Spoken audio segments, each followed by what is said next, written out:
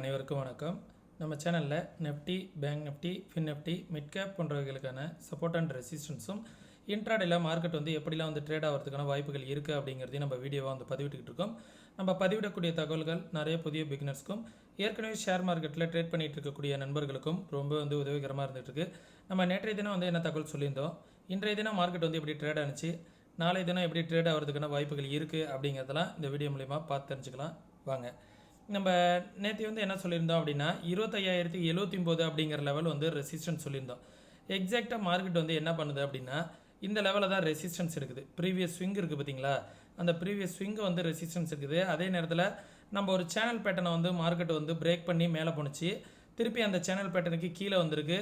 Market மேலே போணுது அப்படின்னா இந்த சேனல் பேட்டர்னை போய் ரெசிஸ்டன்ஸ் எடுப்பதற்காக கூட போகலாம் அப்படிங்கிறத நான் சொல்லியிருந்தேன். மார்க்கெட் இங்கேருந்து விழுந்த மார்க்கெட் இங்கே விழுந்துச்சு, திருப்பி மேலே போகிற மார்க்கெட் இந்த சேனலில் ரெசிஸ்டன்ஸ் எடுப்பதற்காக கூட போகலாம் அப்படின்னா இந்த இடத்துல அகைன் ஒரு டபுள் டாப் மாதிரி எடுத்துகிட்டு ரெசிஸ்டன்ஸ் எடுத்துகிட்டு மார்க்கெட் கீழே தான் வந்துட்டுருக்கு. அகைன் மார்க்கெட் எங்கே சப்போர்ட் எடுக்கலாம் அப்படின்னா இந்த சேனல் ஒரு சப்போர்ட்டாக இருக்கும். அதற்கு முன்னாடியே பார்த்திங்கன்னா 24,824 அப்படிங்கிற லெவல் ஒரு சப்போர்ட்டாக இருக்கும். ஒன்ஸ் இந்த லெவலில் மார்க்கெட் பிரேக் அவுட் ஆனிச்சு அப்படின்னா இந்த சேனலில் சப்போர்ட் எடுத்துகிட்டு இப்படி திரும்புவதற்கான வாய்ப்புகள் இருக்குது. சரிங்களா, இதையும் நம்ம பார்க்க வேண்டியிருக்கு.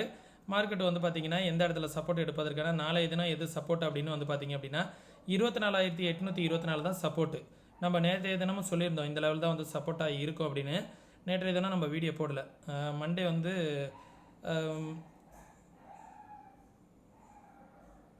மண்டே தான் வீடியோ போட்டிருந்தோம். நேற்றுக்கு வீடியோ போடலை. சரிங்களா, இந்த லெவலுக்கு கீழே வந்துருச்சு அப்படின்னா 24,621 அப்படிங்கிற லெவல் ஒரு சப்போர்ட்டாக இருக்கும். ஒன்ஸ் அந்த லெவலுக்கு கீழே வந்துருச்சு அப்படின்னா 24,483 அப்படிங்கிற லெவல் ஒரு சப்போர்ட்டாக இருக்கும். ரெசிஸ்டன்ஸ் பார்த்திங்கன்னா 25,079 அப்படிங்கிற இந்த லெவல், அந்த ரேஞ்சில் தான் நேற்றையுமே மார்க்கெட் ரெசிஸ்டன்ஸ் எடுத்திருக்கு.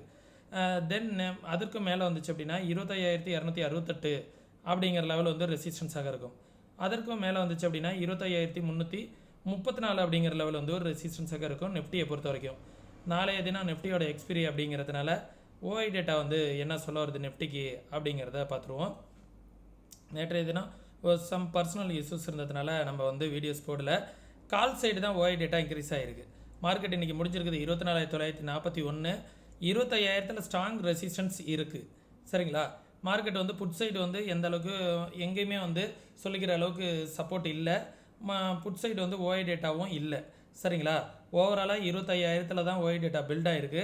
மார்க்கெட் இந்த இடம் 25,000ங்கிறது ஸ்ட்ராங் ரெசிஸ்டன்ஸாக இந்த வீக் இருக்கும்.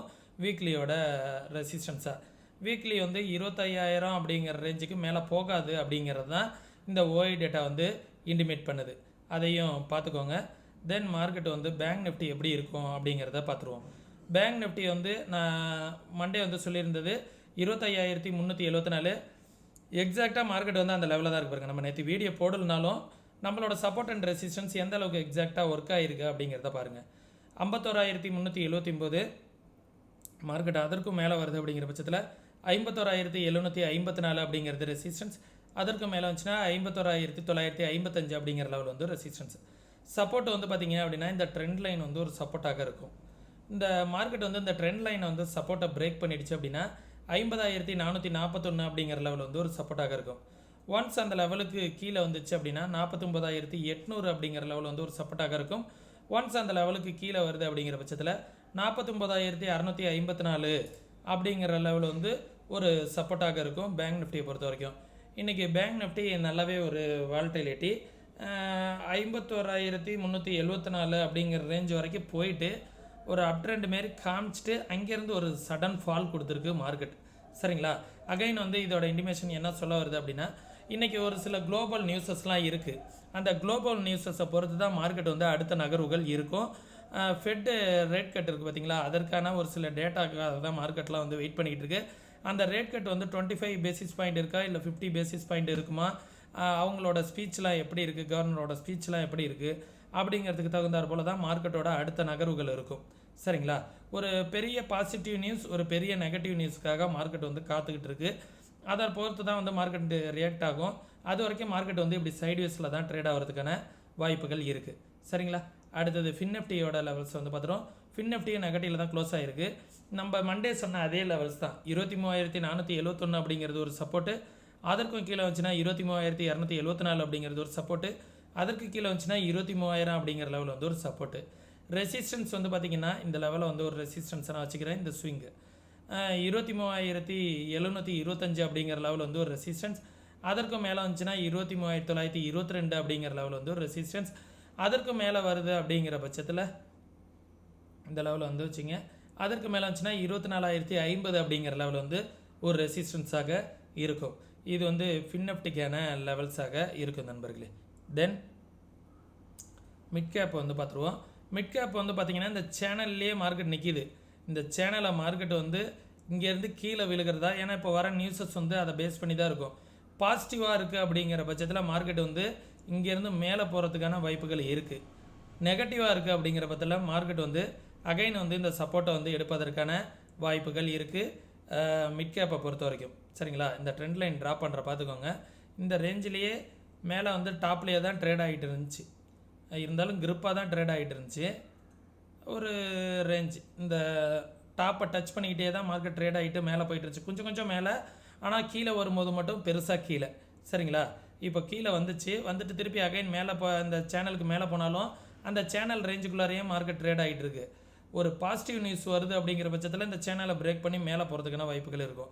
இல்லை நெகட்டிவ் நியூஸ் வருது அப்படிங்கும்போது இந்த சேனல் வந்து அகைன் சப்போர்ட் எடுப்பதற்கான வாய்ப்புகள் இருக்குது. எதுவாக இருந்தாலும் இந்த குளோபல் நியூஸஸை பொறுத்து தான் இருக்குது. இந்த ஃபெட் வந்து ரேட் ஹைக் பண்ணுறாங்களா இல்லையா அப்படிங்கிறதெல்லாம் பொறுத்து தான் அடுத்த நகர்வுகள் இருக்கும். சரிங்களா? எதுவாக இருந்தாலும் இன்ட்ராடேல எது சப்போர்ட் அண்ட் ரெசிஸ்டன்ஸாக இருக்கும் அப்படிங்கிறத நம்ம இதில் பார்த்துக்கலாம். ஃபஸ்ட்டு சப்போர்ட் நம்ம மண்டே சொன்ன அதே லெவல்ஸ் தான். 13,116 அப்படிங்கிற இந்த லெவலில் தான் மார்க்கெட் சப்போர்ட் எடுத்திருக்கு. நம்ம இந்த லெவலை வந்து வச்சுக்குவோம். 13,083 அப்படிங்கிறது ஃபஸ்ட்டு சப்போர்ட்டாக இருக்கும். ரெசிஸ்டன்ஸ் வந்து மார்க் பண்ணிக்கலாம். இந்த ரெசிஸ்டன்ஸ் வந்து இங்கே வச்சுக்கிறேன். இது வந்து ஃபஸ்ட்டு ரெசிஸ்டன்ஸ்.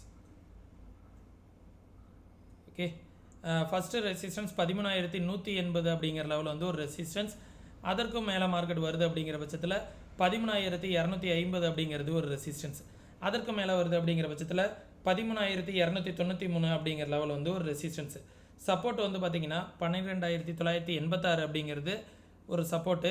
அதுக்கு முன்னாடி வந்து பார்த்திங்கன்னா இந்த கேப் ஃபில்லிங்க்கு முன்னாடி ஒரு சப்போர்ட் இருக்குது. 12,083 13,083 அப்படிங்கிறது ஒரு சப்போர்ட்டு. மார்க்கெட் அந்த லோவையும் பிரேக் பண்ணுது அப்படிங்கிற பட்சத்தில் இந்த லெவல் வந்து ஒரு சப்போர்ட்டு. 13,000 அப்படிங்கிற லெவலு 12,992 அப்படிங்கிற லெவல் வந்து ஒரு சப்போர்ட்டு. ஒன்ஸ் அந்த லெவலுக்கு கீழே வருது அப்படிங்கிற பட்சத்தில் இந்த ஃபால் வந்து 12,800 வரைக்கும் வருவதற்கான வாய்ப்புகள் இருக்குது. ஒரு 200 புள்ளிகள் ஃப்ரீ ஃபால் ஆகிறதுக்கும் வாய்ப்புகள் இருக்குது. ஏன்னா ட்ரெண்டையும் மார்க்கெட் பிரேக் பண்ணிடுது, ஒரு ஸ்விங் லோவையும் பிரேக் பண்ணிடுது. அப்போ ஒரு பெரிய ஃபால் ஆகிறதுக்கான சான்சஸ் இருக்குது நண்பர்களே. ஓகே, இதுதான் மார்க்கெட்டு அடுத்த நகர்வுகளுக்கான சப்போர்ட் அண்ட் ரெசிஸ்டன்ஸு. நம்ம வீடியோ வந்து உங்களுக்கு யூஸ்ஃபுல்லாக இருக்கும் அப்படின்னு நினைக்கிறேன். யூஸ்ஃபுல்லாக இருந்துச்சுன்னா உங்களுடைய நண்பர்களுக்கு மறக்காமல் ஷேர் பண்ணுங்கள்.